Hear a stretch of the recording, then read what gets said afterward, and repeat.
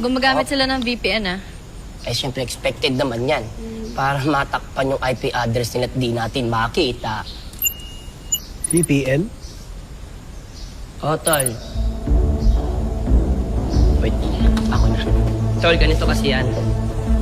Yung mga kriminal, di ba, nag-i-schemas yan sila.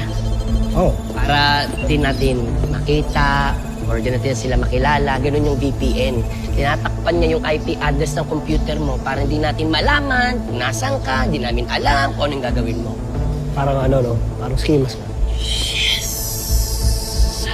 Guys, heads up lang, ah. Hanap ako ng DNS at saka WebRTC leak para ma-identify natin ang IP address. Yung DNS naman, ang anong... Dito lang ako. Ako mag-explain sa'yo. Huwag kang lalayo. Ganito yan. Yung DNS at saka WebRTC leak, paraan yan para ma-bypass ang VPN. Okay? Ganito, para mas malinaw. Imagine, meron kang x-ray glasses. Okay? Yung x-ray glasses na yan, kahit yung kriminal, mag-iskimas yan, tol. Sigurado?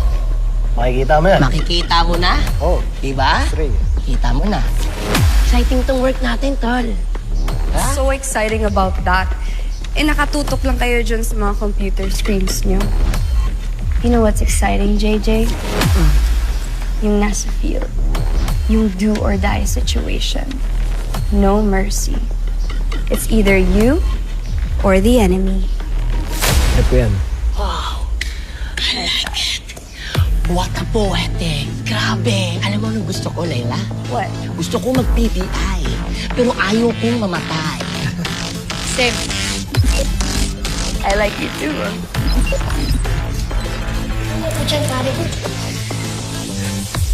Isa. Martin. Ano yan?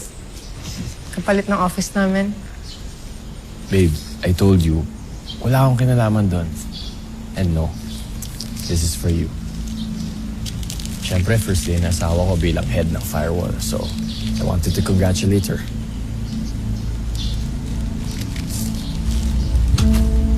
Akala ko ba ayaw mo? Look, I was wrong. And as your husband, dapat ako suporta ako sa lahat ng milestones mo sa buhay. So congratulations on a well-deserved promotion, Agent Isa Cervantes.